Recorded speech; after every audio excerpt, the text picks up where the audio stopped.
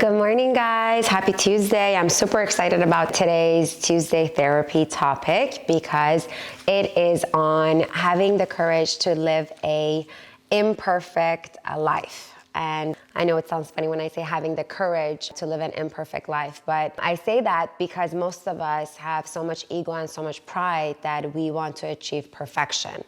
And a lot of times our goals are literally on the other side of this perfect mentality.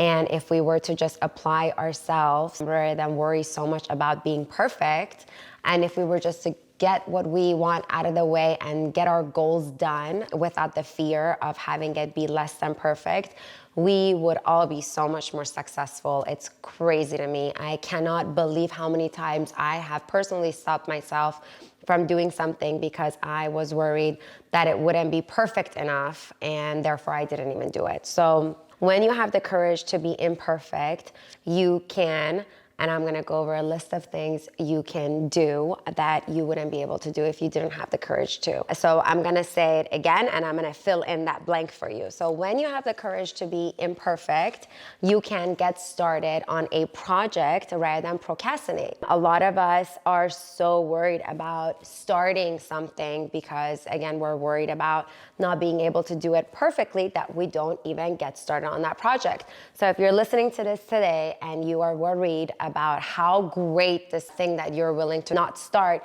will be, just think about me saying this today. Get started. That's all it takes, is just to get started, and you'll figure the rest out later. When you have the courage to be imperfect, you can get things done much faster. Again, when we're worried about that perfectionism, we tend to stop ourselves and delay tasks. So for example, let's say you want to start a new workout and you're so worried about doing everything in this workout perfectly and correctly that you don't even get started. And I have an example of that. I was so worried about starting Pilates because I knew I had never tried it before and I knew I would not know how to do it. So I just never got started up until 3 months ago, where I went to my first Pilates class and I did it wrong and I wasn't so good, but I started it, and every time I went, I got better and better. So now I have something that I have learned to do, not perfect, but a little bit, that I could have started 10 years ago and would have probably been an expert by now. And then next on my list, when you have the courage to be perfect, you can talk back to that critical voice in your head that is telling you you can't do it, you will not succeed, you will not be good at it. You will have that courage to talk back to that critical voice and tell that voice you can and you will. So have the courage to be imperfect, because if you're not fearful of being imperfect, you can talk back to that voice. The next on my list is when you have the courage to be imperfect, you will be able to build your self-confidence. The way we can build our self-confidence is to do a task that we haven't done before and to get it out of the way, and then to practice. So when you keep practicing something you didn't know how to do and you are able to do it, then that will give you a glimpse into self-confidence.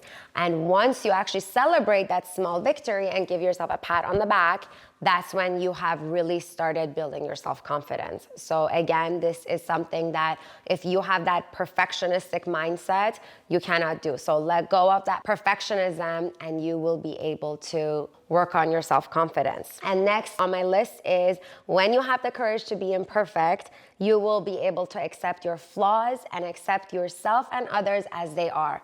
Nobody in the world is perfect. I had somebody in my clinic the other day talking about how he has a really hard time finding a wife.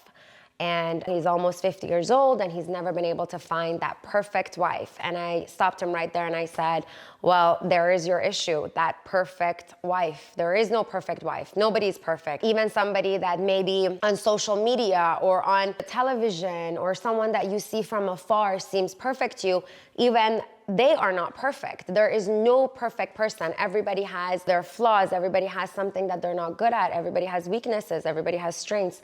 So let go of being perfect yourself, and also let go of the idea that the friend in front of you needs to be perfect, or that your spouse spouse needs to be perfect.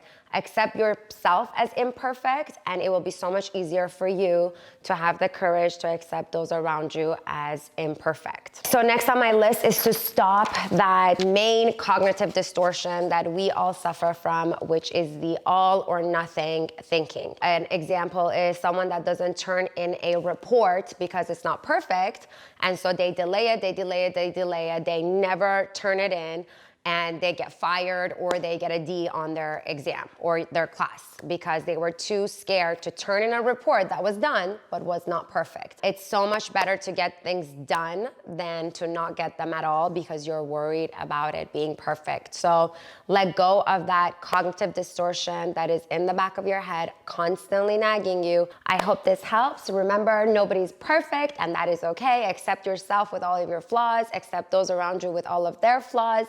And just all that matters is that you are trying to improve and be better than you were yesterday.